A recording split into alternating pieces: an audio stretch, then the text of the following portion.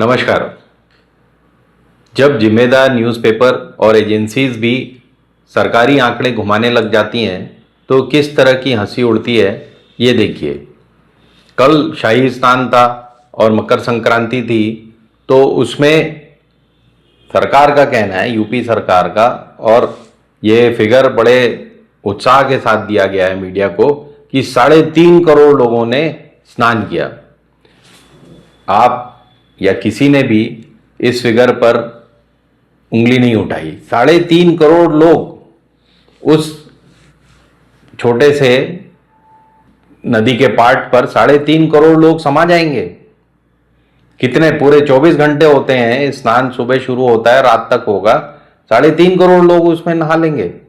अब आप इसको कंटेक्स्ट में देखिए, परिप्रेक्ष्य में देखिए। दिल्ली का पॉपुलेशन 2.5 करोड़ है, 2.5 से 3 करोड़, 50 लाख लोग मान लीजिए कि फ्लोटिंग पॉपुलेशन है। बॉम्बे का पॉपुलेशन 2.5 करोड़ है। पूरे दिल्ली और बॉम्बे वहां समा गया था क्या? वो नहाने चले गए थे लोग वहां पर। इलाहाबाद का खुद का पॉपुलेशन 20-25 लाख है।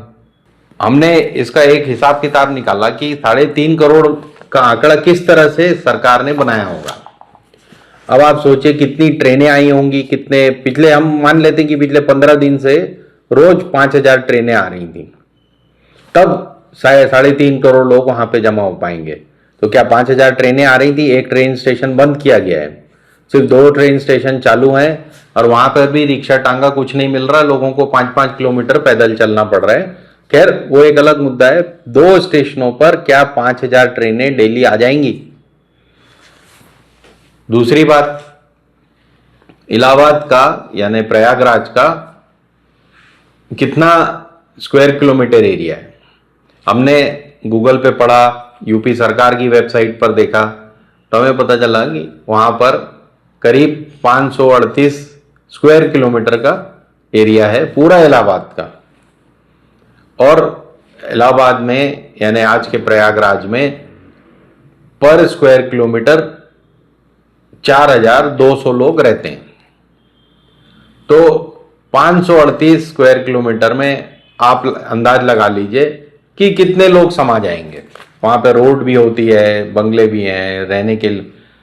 फिर हमने कोरा की वेबसाइट पर और बहुत सारी अलग अलग वेबसाइट्स पर पूछताछ की कि भाई आखिर 1 स्क्वायर किलोमीटर में कितने लोग समा सकते हैं।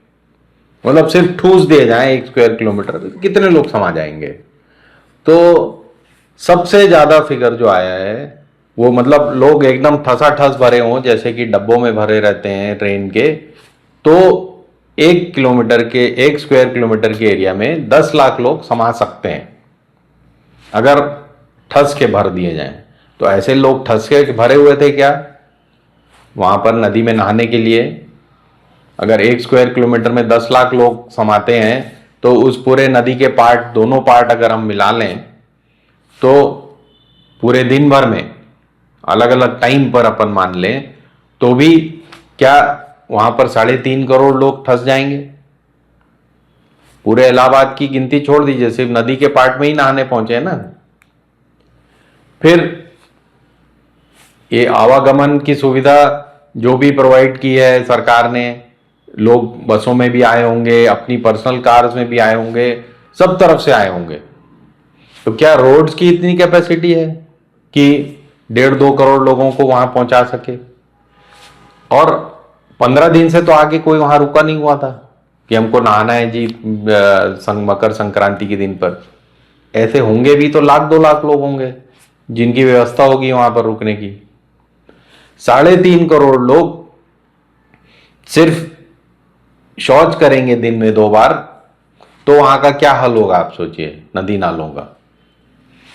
तो बिना सोचे समझे पब्लिसिटी डिपार्टमेंट के माध्यम से इस तरह के फिगर फ्लोट कर देना, ये कहां की समझदारी है?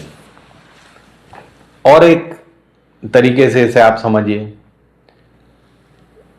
पूरे बांग्लादेश में पॉपुलेशन डेंसिटी सबसे ज्यादा है दुनिया में। ढाका में पॉपुलेशन डेंसिटी सबसे ज्यादा है, वहां 44,000 लोग रहते हैं पर स्क्वायर किलोमीटर ढाका में। यही आंकड़ा मैंने अभी आपको बताया कि 4,000 4,500 का इलाहाबाद में है। दिल्ली में यही आंकड़ा करीब 5,500 का है।